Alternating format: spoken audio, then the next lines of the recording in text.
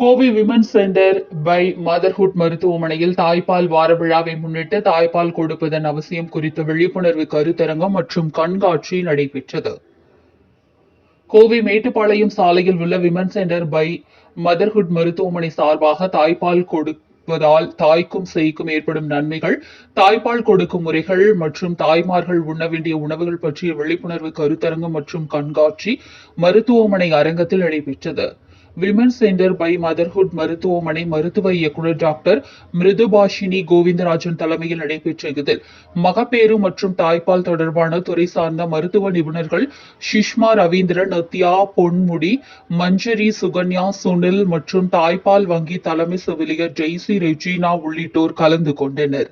தாய்ப்பால் ஊட்டும் தாய்மார்கள் மற்றும் குழந்தை பெறப்போகும் கர்ப்பிணிகளுக்கு குழந்தையை சரியான முறையில் பிடித்து பால் கொடுக்கும் முறைகள், தாய்ப்பால் கொடுப்பதால் குழந்தைக்கு ஏற்படும் நன்மைகள் குறித்து எடுத்துக் கூறினர்.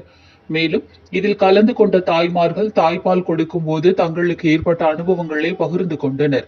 நிகழ்ச்சியின் ஒரு பகுதியாக கொங்கு நாடு கலை அறிவியல் கல்லூரியின் ஊட்டச்சத்து துறை தொடர்பான மாணவர்களின் கண்காட்சி நடைபெற்றது. இதில் பிறந்த குழந்தையின் ஊட்டச்சத்து மற்றும் வளர்ச்சியில் தாய்ப்பாலின் முக்கியத்துவம், அதில் உள்ள நோய் எதிர்ப்பு சக்தி மற்றும் பிற தேவையான ஊட்டச்சத்துக்கள் போன்றவற்றை கண்காட்சியாக காட்சிப்படுத்தினர்.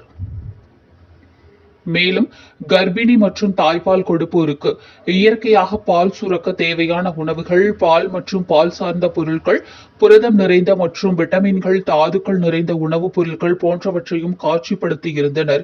தாய்ப்பால் தொடர்பான அனைத்து தகவல்களையும் நிகழ்ச்சியில் கலந்து கொண்டு பயனடைந்ததாக நிகழ்வில் கலந்து கொண்ட தாய்மார்கள் மற்றும் கர்ப்பிணிகள் தெரிவித்தனர்.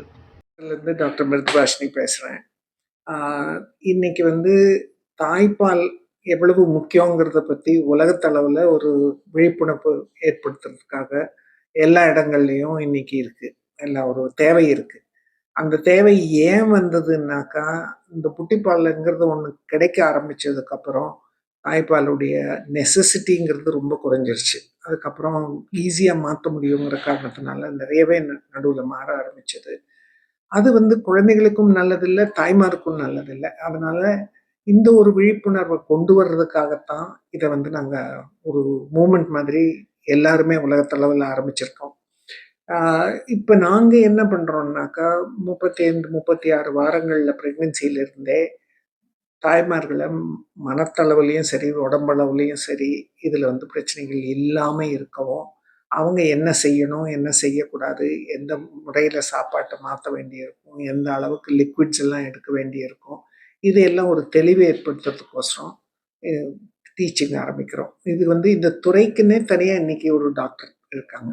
அவங்க எங்கள் தாய்மாருக்கு ப்ரெக்னெண்ட்டாக இருக்கும்போதே 3-4 வாரங்களுக்கு முன்னதாகவே இதையெல்லாம் சொல்ல ஆரம்பிச்சிடுறாங்க. ஸோ குழந்தை பிறந்ததுமே இன்னைக்கு ஸ்கின் டு ஸ்கின் கான்டாக்ட்னு ஒன்று என்கரேஜ் பண்ணுறோம். அதாவது குழந்தை தாயோட உடம்பை ஃபீல் பண்ணுற மாதிரி ஸ்கின் டு ஸ்கின் கான்டாக்ட் குழந்தைகளுக்கு வேண்டியது. அந்த இமோஷனல் பாண்டிங் வர்றதுக்கு ரொம்பவே அவசியமாக இருக்குது. ஸோ அதை என்கரேஜ் பண்ணுறோம். அந்த பொசிஷன் எப்படி இருக்கணும், எப்படி குழந்தைய பிடிக்கணும், இதிலிருந்தே ஒரு காலத்தில் குடும்பத்தில் தாய்மார்களோ பாட்டிமார்களோ எல்லாம் சொல்லி கொடுத்த காலங்கள் இன்னைக்கு மாறிடுச்சு. நிறைய குடும்பங்களில் தனியாகவும் இருக்காங்க. அந்த சப்போர்ட் இல்லாத குழந்தைகள் ஃபேமிலிஸும் நிறையா இருக்குது. ஸோ நாங்கள் இது மெடிக்கல் ரீதியாகவே எந்த மாதிரி அந்த குழந்தைய பிறந்ததுலேருந்தே ஹேண்டில் பண்ணணும். அந்த தாய்க்கும் குழந்தைக்கும் இருக்கிற ஸ்கின் கான்டாக்டும் ஃபர்ஸ்ட் ஆஃப் ஆல் ரொம்ப முக்கியம். ஸோ அந்த ஸ்கின் கான்டாக்ட் டெலிவரி ஆனதுமே வர்ற மாதிரி என்ன பண்ணணுமோ அதை பண்ணுறோம். அது தொப்புள் கொடி ஆக்சுவலாக கட் பண்ணுறதுக்கு முன்னாடியே அந்த ஸ்கின் டு ஸ்கின் கான்டாக்ட் இருக்கிற மாதிரி பார்க்குறோம். அந்த ஃபர்ஸ்ட் டைம் ஃபீடிங்கையும் ரொம்ப என்கரேஜ் பண்ணி பக்கத்தில் இருந்து அவங்க பொசிஷன் கரெக்டாக இருக்கா, குழந்தையுடைய கம்ஃபர்ட் கரெக்டாக இருக்கா, தாயுடைய கம்ஃபர்ட் கரெக்டாக இருக்கா, சிசேரியன் ஆனாலும் சரியே, நார்மல் டெலிவரி ஆனாலும் சரியே, அதை பக்கத்தில் நின்று என்கரேஜ் பண்ணுறோம். இதுக்கெல்லாம் ஒரு ஹெல்ப் பண்ணுறோம். முதல்ல சொல்லி கொடுக்குறோம். 35 36 வாரத்துலேருந்தே அவங்க எப்படி மனத்தளவுலையும் உடம்பளவுலையும் ரெடி ஆகணும்னு சொல்லி கொடுக்குறோம். அப்புறம் டெலிவரிக்கு அப்புறம் அந்த முதல் ஃபீடிங்கை பக்கத்தில் நின்று ஹெல்ப் பண்ணி என்கரேஜ் பண்ணுறோம். அந்த 3-4 வாரமும் அவங்களுக்கு 3-4 நாட்கள் ஹாஸ்பிட்டலில் இருக்கும் பொழுது அவங்களுக்கு இந்த லாக்டேஷன் சப்போர்ட்டர்னு சொல்லி அதுக்கே தனியாக ஸ்பெஷலிஸ்ட் இருக்காங்க. அவங்க இதில் என்ன பிரச்சனைகள் அந்த தாய்மாருக்கு இருந்தாலும் அந்த ஹெல்ப் பண்ணுறதுக்கோசரம் அவங்க வார்ட்லேயே இருப்பாங்க. இந்த குழந்தைகள், சின்ன குழந்தைகள் இருக்கிற வார்டில் அவங்க எல்லாத்தையும் சூப்பர்வைஸ் பண்ணிட்டு இருப்பாங்க. இந்த குழந்தை அதுக்கு தகுந்தபடி வெயிட் கெயின் ஆகுதா, குழந்தைக்கு வந்து ஃபீடிங் கரெக்டாக கிடைக்குதா, இந்த மாதிரி இருக்கிறதெல்லாம் அவங்க கம்ப்ளீட்டாக செக் பண்ணிக்குவாங்க. எந்தெந்த தாய்மாருக்கு பக்கத்தில் நின்று சப்போர்ட் பண்ண வேண்டியிருக்குதோ அவங்களுக்கும் பக்கத்தில் நின்று சப்போர்ட் பண்ணுவாங்க. இப்போ இதெல்லாம் பண்ணும்போது நாள்பட தாய்ப்பால் கொடுக்கறது சாத்தியமாகுது. அது வந்து ஃபிசிக்கல் ப்ராப்ளம்ஸ் இல்லாமல் பார்த்துக்க முடியுது. மென்டல் அளவுலேயும் அவங்க எப்படி பேபியை ஹேண்டில் பண்ணணும், எத்தனை மணி நேரத்துக்கு ஒரு தடவை ஃபீட் பண்ண வேண்டியிருக்கும், அதை எவ்வளோ நேரம் பேபி ஃபீட் எடுக்கும், ஃபீட் எடுக்கலைன்னா அதுக்கு காரணங்கள் என்னெல்லாம் இருக்கலாம், வெயிட் அளவு கூடுதா இல்லையா, இது எல்லாமே அதை எப்படி மானிட்டர் பண்ணுறது, அதை எப்படி நம்ம கண்காணிக்கிறதுங்கிறத தெளிவாக சொல்லி கொடுக்குறோம். ஸோ இது வந்து ரொம்ப உதவியாக இருக்குது. இப்போ இந்த உதவியோட அவங்க வீட்டுக்கு போகும்போது, குழந்தைகள் எடுத்துகிட்டு போகும்போது அதில் 90% மேலே சக்ஸஸ்ஃபுல்லாக பிரஸ்ட் ஃபீட் பண்ணுறாங்க, நாள்பட பிரஸ்ட் ஃபீட் பண்ணுறாங்க. ஸோ இது வந்து தேவைப்படுது, வேற ரொம்பவுமே தேவைப்படுற ஒரு விஷயமா இருக்குது இன்னைக்கு.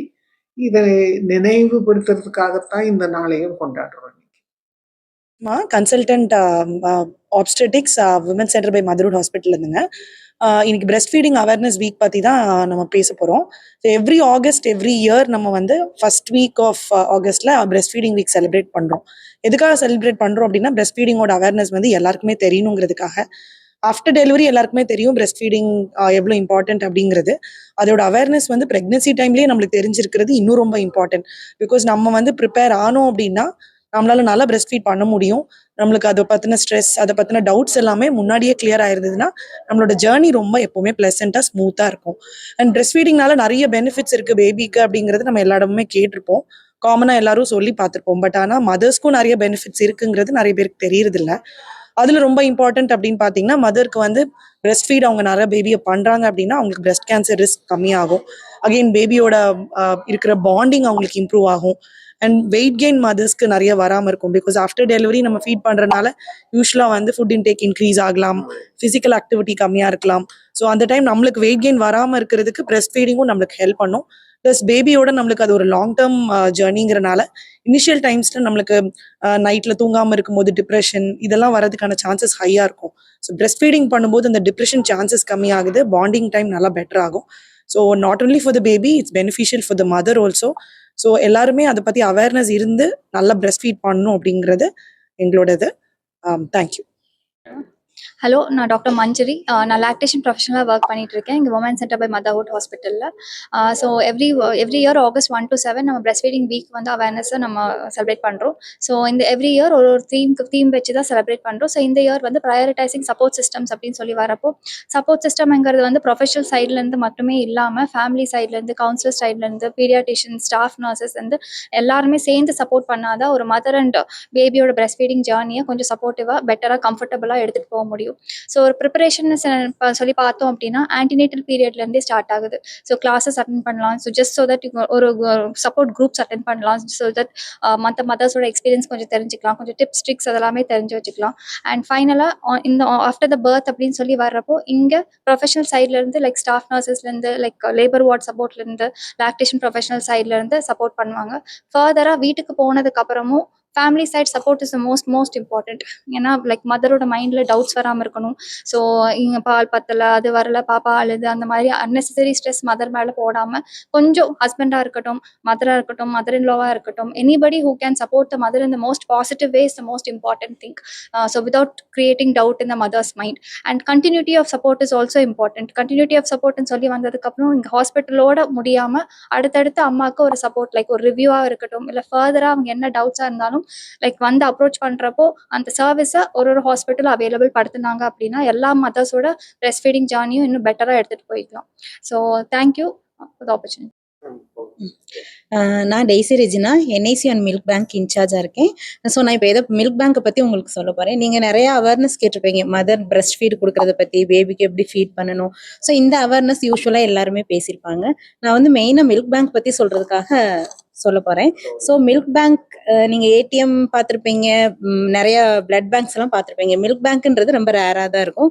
இது நம்ம மெயினாக ஏன் வச்சுருக்கோம்னா எல்லா குழந்தைங்களுக்கும் தாய்ப்பால் கிடைக்கணும் அப்படின்றதுக்காக.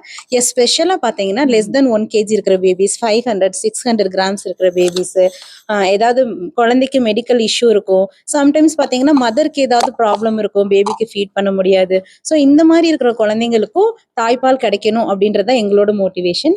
அதுக்காக தான் நாங்கள் பிரஸ்ட் மில்க் பேங்கே வச்சிருக்கோம். ஸோ இது என்னன்னா மதர்ஸ்க்கு கவுன்சில் பண்ணுவோம். எக்ஸஸ் பிரஸ்ட் மில்க் இருக்கிற மதர்ஸ், ஸோ அவங்களே வாலண்டியராக வில்லிங்காக மில்க் டொனேட் பண்ணுவாங்க. ஸோ இப்படி டொனேட் பண்ணுற மதர்ஸுக்கு எந்த ஒரு கஷ்டமும் இருக்கக்கூடாதுன்னு மில்க் டொனேட் பண்ணுறது, நாங்கள் போய் மில்க் ரிசீவ் பண்ணிக்கிறது எல்லாமே நாங்கள் ஹாஸ்பிட்டல்லேருந்தே எல்லாமே வெஹிக்கிள் அரேஞ்ச் பண்ணுறது எல்லாமே நாங்களே பண்ணிடுவோம். எப்படி ஸ்டோர் பண்ணணுன்றதையும் நாங்கள் அவங்களுக்கு டீச் பண்ணிடுவோம். ஸோ இது எல்லாமே மெயினாக ஃப்ரீ ஆஃப் காஸ்ட்டில் தான் பண்ணுறோம். ஏன்னா இது ஒரு சர்வீஸாக பண்ணுறோம். நம்ம எந்த ஒரு இதுக்குமே யாருமே பே பண்ணணும்னு அவசியம் கிடையாது. எந்த பேபி நீடடா இருக்கோ அந்த பேபிஸ்க்குமே நாங்கள் ஃப்ரீ ஆஃப் காஸ்ட்ல தான் தரோம். ஸோ இது மெயினாக ஒரு சர்வீஸாக பண்ணுறோம். இது எல்லா பேபிக்கும் தாய்ப்பால் கிடைக்கணும், அதுதான் எங்களோட மெயினான நோக்கமே. எங்களுக்கு அதுதான். ஸோ மதர்ஸ் எக்ஸசிவ் மில்க் இருக்கிற மதர்ஸுக்கு நாங்கள் கவுன்சில் பண்ணுவோம். ஸோ மதர்ஸுமே வாலண்டியராக நிறைய பேர் தருவாங்க. ஸோ நாங்கள் இது வரைக்குமே பார்த்தீங்கன்னா 1,75 ml ஃபார் 2 yearsல மில்க் இது வரைக்கும் கலெக்ட் பண்ணியிருக்கோம். 90 பேபிஸ் பக்கம் இதனால பெனிஃபிட் அடைஞ்சிருக்காங்க பேபிஸ். ஸோ இது உண்மையிலே ஐசியூல இருக்க பேபிஸ்க்குலாம் ரொம்ப ஹெல்ப்பாக இருக்கும்.